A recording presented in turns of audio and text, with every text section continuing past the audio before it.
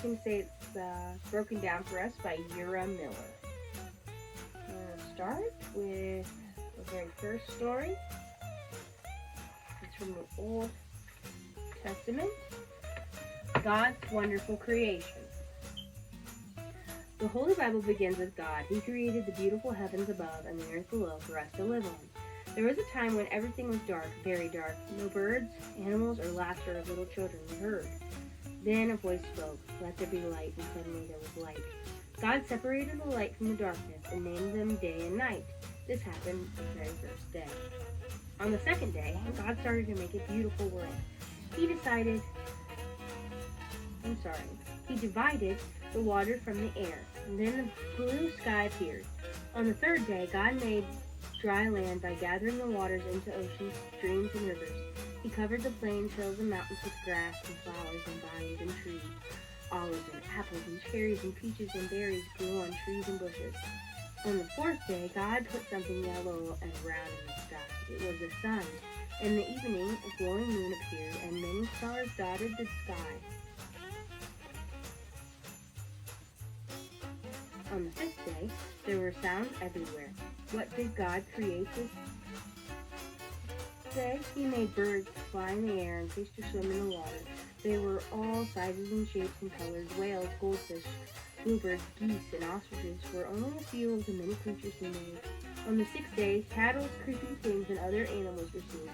God made cows, horses, sheep, dogs, cats, along with lions, tigers, bears, and rabbits.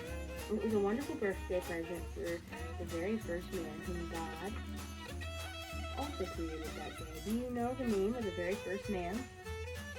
In the next story, you will read about him. On the seventh day, God rested. He called it a holy day, for he had finished all his good work. Through faith, we understand that the worlds were framed by the word of God. Hebrews 11:3. Who made all things live? Can you name some nice things that God made? How many days did it take God to create the world? Adam and Eve, the first man and mother of all living. On the sixth day of creation, God's world was beautiful indeed. The fields were green, the flowers bloomed, and birds and animals roamed the forest. But there were no people, houses, farms, or cities on earth. No children played under the trees. The world was ready for men and women to enjoy it. God said, "Let us make man in our likeness. He will have a soul and be master of all that is on the earth."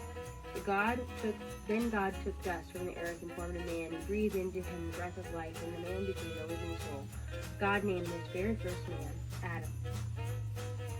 To give man a home, God planted a beautiful garden in Eden with a clear river flowing through it. Adam was to care for this garden. Then God brought the animals to Adam and let him eat of each one. Adam noticed there were two of every kind of animal, but there was no companion for Adam in this perfect garden. God said, "It's not good for you, the man, to be alone. I will make someone to be with Adam and to help him." God caused Adam to fall into a deep sleep.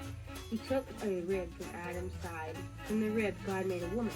Adam called her Eve, and Adam and Eve loved each other. They were very happy in the beautiful garden God had given them for their home. This is Genesis 1:26-2. I will praise thee, for I am fearfully and wonderfully made. Psalm 139:14. Who made Adam and Eve?